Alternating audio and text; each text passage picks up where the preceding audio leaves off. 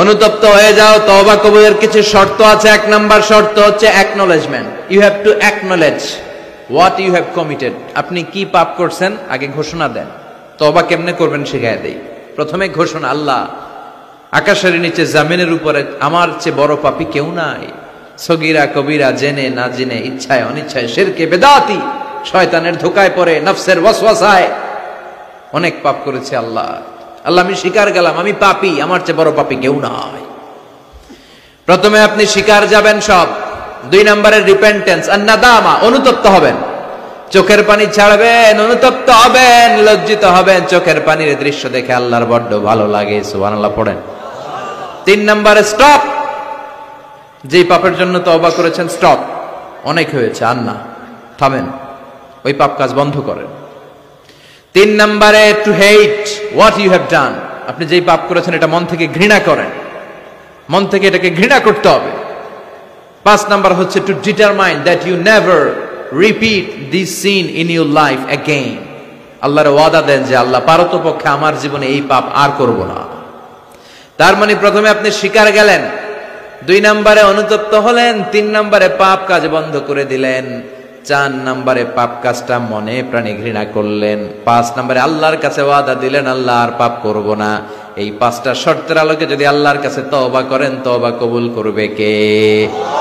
সাইয়েদনা আদম আলাইহিস সালাম ভুল করে নিষিদ্ধ গাছের ফল খেলেন জান্নাতে। আল্লাহ দুনিয়ায় পাঠালেন, সাইয়েদনা আদম কাঁদতে শুরু করলেন, কিন্তু আল্লাহ ক্ষমা করেন না। ফাতালাক্কা আদামু মির রাব্বিহি কালিমাতিন ফাতাবা আলাইহি। এরপর আল্লাহ সাইয়েদনা আদমকে কিছু কালিমাত, কিছু বাক্য শিখিয়ে দিলেন আর বললেন, আদম এই কালিমাগুলো, এই বাক্যগুলো দিয়ে চেয়েছে আমার কাছে কাঁদো, আমি ক্ষমা করে দিব। সাইয়েদনা আদম আল্লাহর শেখানো বাক্যগুলো দিয়ে ক্ষমা চাইতে শুরু করলেন। রব্বানা যালামনা আনফুসানা ওয়া ইল্লাম তাগফির লানা ওয়া তারহামনা লানাকুনান্না মিনাল খাসিরিন। ও আল্লাহ, জুলুম করেছি, অন্যায় করেছি, পাপ করেছি, তুমি যদি মাফ না করো আমরা ক্ষতিগ্রস্ত হয়ে যাব। ঠিক কি না? অন্যায় হলেই এই দোয়াটা করার দরকার আছে না নাই? রব্বানা যালামনা সবার মুখস্থ আছে না? সব সময় আল্লাহর তওবার দরজা খোলা, 24/7। অন্যায় হলেই আমরা এই দোয়াটা পড়বো, এই দোয়াটা করে আল্লাহর কাছে ক্ষমা চাইবো। ক্ষমা করে দিবে কে? শুধুমাত্র আমার প্রিয় ভাইয়েরা, 2টা সময় তওবা কবুল হয় না। চিল্লায় বলেন কয়টা সময়?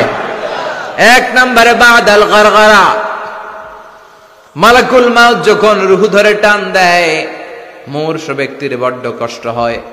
গলা দিয়ে যখন রূহ বের হয়ে যায়, লোকটার গলায় গর গর গর গর গর গর শব্দ হয়। সে মালাকুল মাউতকে দেখে ফেলে, তখন আর তওবা করলে কবুল হবে? আপনি তো দেখেই ফেলাইছেন, সুযোগ তো অনেক পাইছেন, কাজে লাগার নাই। ঠিক কিনা? এটা হলো ফেরাউনের দশা। ফেরাউনকে যখন আল্লাহ লোহিত সাগরে ডুবাইলেন, পানি খাইতে খাইতে ফেরাউনের পেটটা এত বড়। এবার ফেরাউন হাত তুলা কয়, আনা মিনাল মুসলিমিন। কি কয়? আনা মিনাল, মানে আমি মুসলমান। কত ভালো মানুষ দেখছেন, মুসলমান। ফেরাউন না যদি মুসলমান হয়, আমরা থেকে কি লাভ? কথা কন। ফেরাউন হাত তুলে বলে, আনা মিনাল মুসলিমিন, আমি ভালো মানুষ। আল্লাহকে, তোর মতো ভালো মানুষের দরকার নাই, তুই মর। কারণ দ্য টাইম ইজ আপ, সময় শেষ। বাদাল গারগারা, তার সময় শেষ। মুসা আলাইহিস সালামের চাচাতো ভাইয়ের নাম ছিল কারুন। বিশাল সম্পদের মালিক আল্লাহ বানিয়েছে। আমি ফেরাউনের লাশও দেখে এসেছি সচক্ষে। আবার কারুনকে যে এলাকায় আল্লাহ জামিনে দাবিয়ে দিয়েছে, ফাখাসাফনা বিহি ওয়া বিদারিহিল আরদ, ওই এলাকাটাও ফায়ুম জেলা, কায়রো থেকে 100 কিলোমিটারের মতো দূরে। এই ফায়ুম জেলায় তার সব সম্পদ আল্লাহ জামিনের ভেতরে দাবিয়ে দিয়েছে। মুসা আলাইহিস সালাম বললেন, কারুন, তোর তো অনেক সম্পদ, তুই আল্লাহর রাস্তায় যাকাত দে। তুই আগে তোর হৃদয়টারে খোল, এরপরে তোর হাত খুলবে। আগে হাত খুল, তোর হৃদয় খুলবে। ঠিক কিনা? সে কয় না, আমি যাকাত দিব না, কারণ এগুলো আমার আল্লাহ দেয় নাই, এটা আমি নিজে কামাইছি। ইন্নামা উতীতুহু আলা ইলমিন ইনদি, আমার ইন্টেলেক্ট, মেধার বুদ্ধি খাটিয়ে এই সম্পদের মালিক আমি হয়েছি। মুসা আলাইহিস সালাম বললেন, তাই তাহলে আযাবের অপেক্ষা কর। আল্লাহ আযাব পাঠালেন, ফাখাসাফনা বিহি ওয়া বিদারিহিল আরদ। কারণ কারণের সব সম্পত্তি আল্লাহ মুহূর্তের মধ্যে জামিনের ভিতরে ঢুকাতে লাগলেন। কারণের পা ঢুকে গেল, ঢুকতে ঢুকতে হাঁটু পর্যন্ত ঢুকে গেছে জামিনের ভেতর। কারণ ভাবছে উঠা যাব, আমার আটকাইতে পারবে না।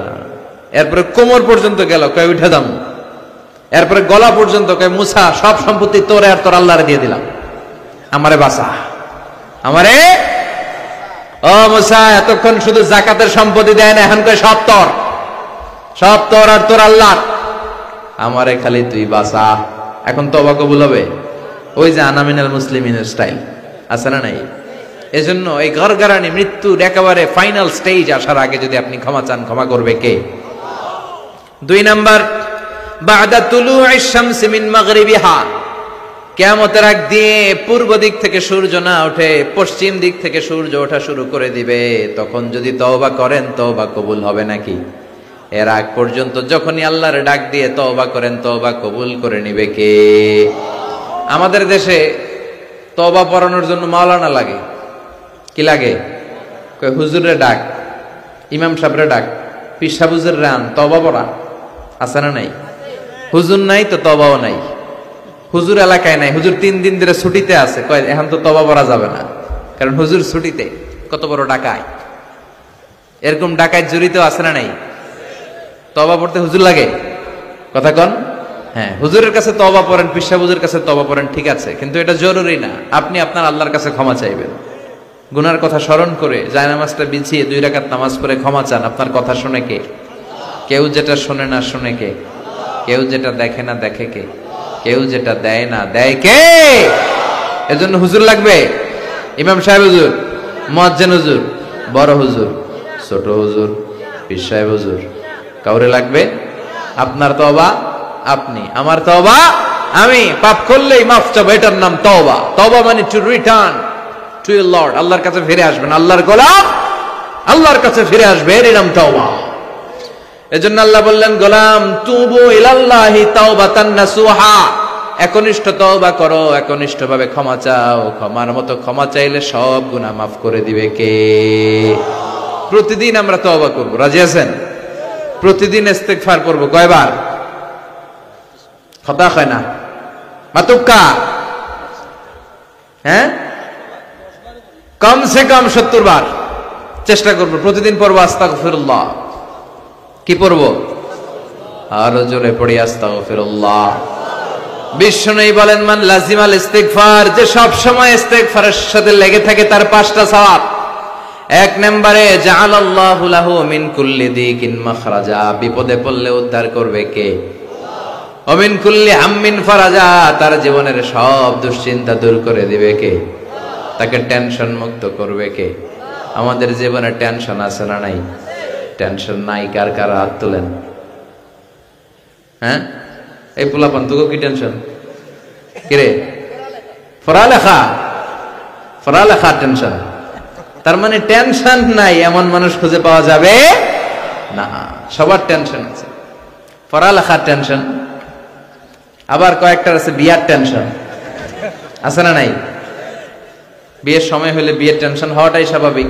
ক্যারিয়ার নিয়ে টেনশন, কেউ বিদেশে যেতে চায়, ব্যবসা করতে চায়, টেনশন আর টেনশন, টেনশন আর টেনশন। এই ইস্তিগফার বারবার পড়লে তোমার টেনশন থাকবে না, টেনশন মুক্ত মানুষ হয়ে যাবে। চিল্লা এখন ঠিক কিনা? 3 নম্বরে ওয়ারযুকহু মিন হাইসু লা ইয়াহতাসিব, এমন জায়গা থেকে রব্বুল আলামিন রিজিকের ব্যবস্থা করবে আপনি কল্পনাও করতে পারবেন না। রিজিকের মালিক কে? আমাদের খাবারের ব্যবস্থা করে কে? এই যে আমরা পানি খাই, পানির ব্যবস্থা করে কে? মিঠা নদীর পানি, আল্লাহ তোমার মেহেরবানি, সুন্দর ফুল সুন্দর ফল, মিঠা নদীর পানি, আল্লাহ তোমার মেহেরবানি। আলহামদুলিল্লাহ পড়েন। তার মানে সব সময় যে ব্যক্তিটা ইস্তেগফার পড়বে, তার জীবনে টেনশন থাকবে না, তার জীবনে কোনো বিপদ থাকবে না, তার সব সময় রিজিকের মালিক হয়ে যাবে কে? 4 নম্বরে আল্লাহর কোনো আযাব তার উপর আসবে না, আল্লাহর কোনো আযাব তার উপর পতিত হবে। ওয়ামা কানাল্লাহু মুআযযিবাহুম ওয়া হুম ইস্তাগফিরুন,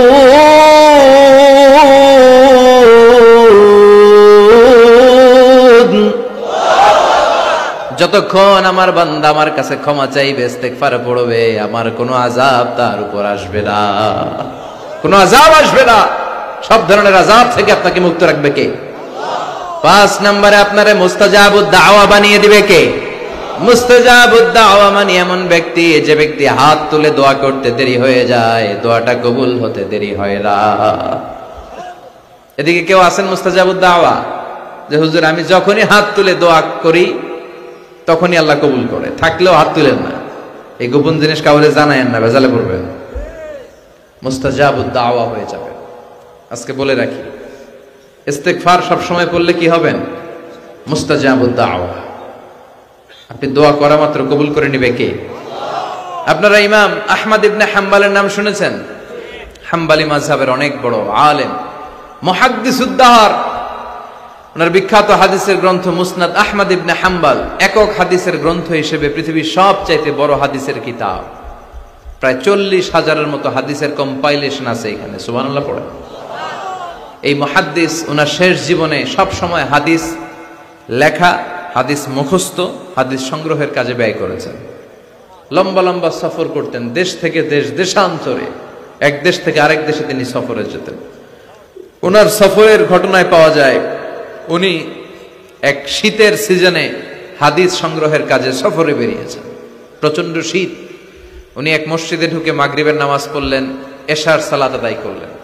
এরপরে ভাবলেন বাইরে এত শীত, যাওয়ার তো জায়গা নাই, এক কাজ করি মসজিদেই ইবাদত করে আর হাদিস পড়ে পড়ে কাটাই, ফজরের সালাত জামাতে পড়ে তারপরে বেরোব। উনি ব্যাগ থেকে কাঁথা বের করে হাদিসের কিতাব নিয়ে পড়তে লাগলেন। কিন্তু মসজিদের দারোয়ান এসে বলে, উখরুজ মিনাল মসজিদ ইয়া শেখ, এই বুড়া মসজিদ থেকে বেরো। চিনে নাই, উনি যে এত বড় আলেমে দ্বীন মুহাদ্দিস, চিনতে পারে নাই। ইমাম আহমদ ইবনে হাম্বল বললেন, বাবা বাইরে শীত, আমি কই যাব?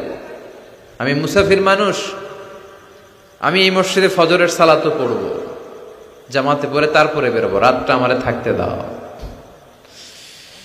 মসজিদের দারোয়ান বলে, না মসজিদে থাকা যাবে না, বের হন।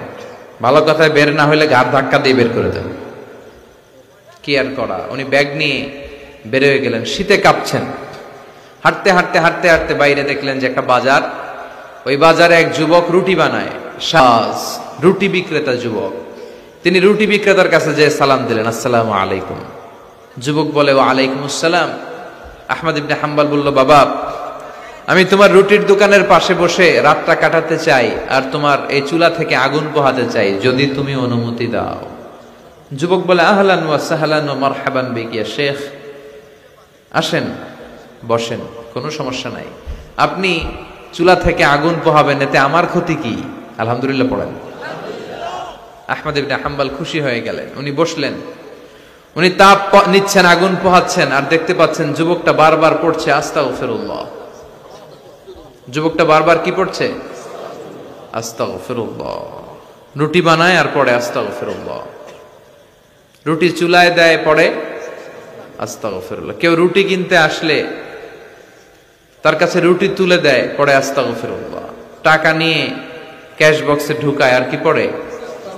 আবার রুটি বানাতে শুরু করে, আর কি পড়ে? ইমাম আহমদ ইবনে হাম্বল তার এই দৃশ্যটা দেখে অবাক হলেন। তিনি প্রশ্ন করলেন, যুবক, মা লাকা ইয়া শাব দাইমান তাকরাউনা আস্তাগফিরুল্লাহ। হে যুবক, কি হলো তোমার? আসার পর থেকেই দেখতেছিস তুমি খালি পড়ো আস্তাগফিরুল্লাহ, খালি পড়ো আস্তাগফিরুল্লাহ, কেন? যুবক বলে, এই ইবাদত করে, এই ইস্তেগফারের সাথে সব সময় লেগে থাকার কারণে আমি অনেক কিছু পেয়েছি। কি পেয়েছো?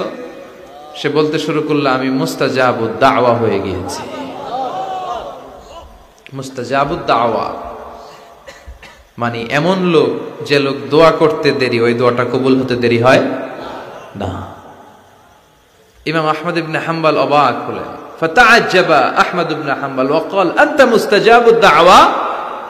অবাক হলেন আর বললেন, বলো কি, তুমি মুস্তাজাবুদ দাওয়া? তুমি জীবনে যা দোয়া করেছো সব কবুল হয়েছে? যুবক বলে, হ্যাঁ, আমি জীবনে যত দোয়া করেছি সব দোয়া কবুল হয়েছে, একটা দোয়া ছাড়া। শুধু একটা দোয়া কবুল হয় না, বাকি সব দোয়া চাওয়া মাত্রই কবুল করে নিয়েছে কে? এবার আহমদ ইবনে হাম্বলের কিউরিসিটি আরো বেড়ে গেল। আহমদ ইবনে হাম্বল বললেন, বলো কি, সব দোয়া কবুল, আবার একটা দোয়া কবুল হয় নাই। এটা কোন দোয়া রে বাবা? এবার যুবক বলতে শুরু করলো, আমি আল্লাহর কাছে খুব চেয়েছি যে আল্লাহ, শুনেছি এই জামানার সবচেয়ে বড় মুহাদ্দিসের নাম নাকি আহমদ ইবনে হাম্বল। আল্লাহ, আমি মরার আগে ওনার সাথে একবার দেখা করে মরতে চাই। আমি ওনার হাতে হাত রেখে ওনার কাছে বায়াত হতে চাই, ওনার সাথে মুসাফা করতে চাই, আর ওনার কপালে একটা চুমু দিতে চাই। এই কথা শুনে ইমাম আহমদ ইবনে হাম্বল আর ধৈর্য ধারণ করতে পারলেন না, চোখের পানি ছেড়ে দিলেন।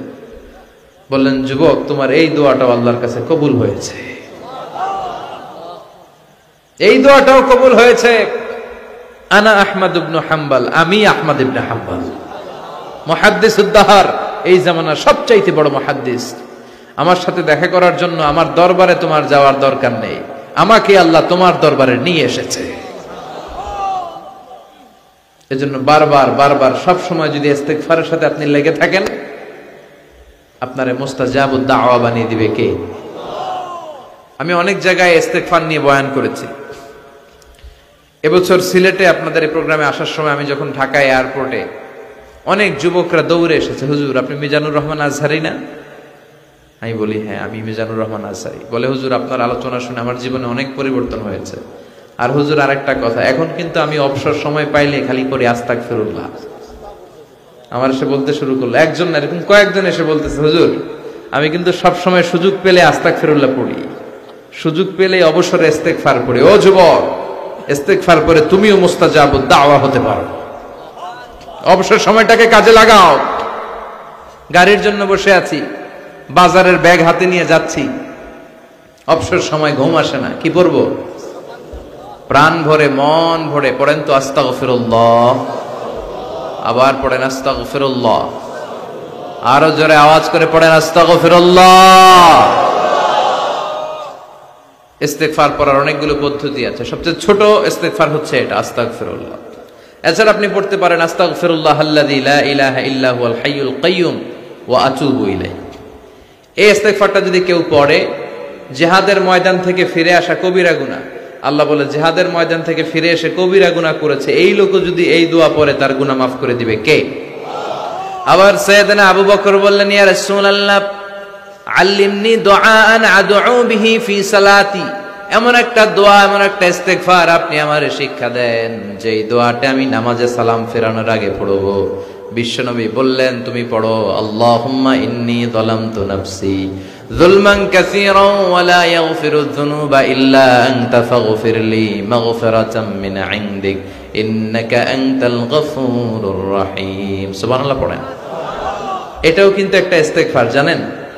এটাও ইস্তেগফার। যেখানেই ক্ষমা চাওয়ার ঘটনা আছে, যেখানে ক্ষমা চাওয়া আছে, ওইটারে ইস্তেগফার হিসেবে কবুল করে নেয় কে?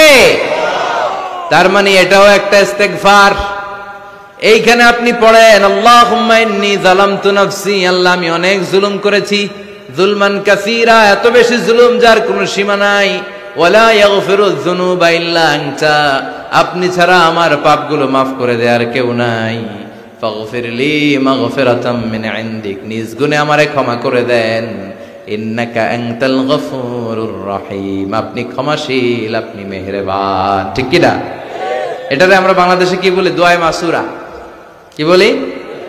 এটা যেমনি দোয়ায়ে মাসুরা, আবার এটা একটা ইস্তেগফার। এজন্য ক্ষমা চাইতে চাইলে এটাও পড়বেন। আর এই সব ইস্তেগফারের মধ্যে শ্রেষ্ঠ ইস্তেগফারের নাম সাইয়্যিদুল ইস্তেগফার। যত ইস্তেগফার হতে পারে, বুখারীর বর্ণনা, এর মধ্যে সবচেয়ে শ্রেষ্ঠ ইস্তেগফারের নাম, কথা বলেন, মুখস্থ আছে? কার কার আছে দেখি? আত্তুলুক্কা, তুলুক্কা তুলুক্কা, অল্প কয়েকজনের আছে। কইলে মনে হইব, কইলে মনে হইব তার। তো এটা হচ্ছে সর্বশ্রেষ্ঠ ইস্তেগফার। এই ইস্তেগফারটা কেউ যদি রাতে পড়ে, ওই রাতে মৃত্যু হলে সে জান্নাতি। এই ইস্তেগফারটা যদি কেউ দিনে পড়ে, ওই দিনে মৃত্যু হলে সে জান্নাতি। এটার নাম সাইয়্যিদুল ইস্তেগফার। আল্লাহুম্মা আনতা রাব্বি লা ইলাহা ইল্লা আনতা খালাকতানি ওয়া আনা আবদুক ওয়া আনা আলা আহদিকা ওয়া ওয়া'দিকা মাস্তাতা'তু আউযু বিকা মিন শাররি মা সানা'তু আবু'ু লাকা বিনি'মাতিকা আলাইয়া ওয়া আবু'ু বিযামবি ফাগফিরলি ফাইন্নাহু লা ইয়াগফিরুয যুনুবা ইল্লা আনতা। সুবহানাল্লাহ পড়েন।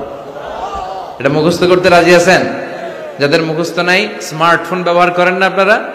ওখানে গুগলে সার্চ বক্সে খালি লিখবেন সাইয়্যিদুল ইস্তেগফার, সাথে সাথেই চলে আসবে। মুখস্থ করতে রাজি আছেন সবাই? সবাই রাজি?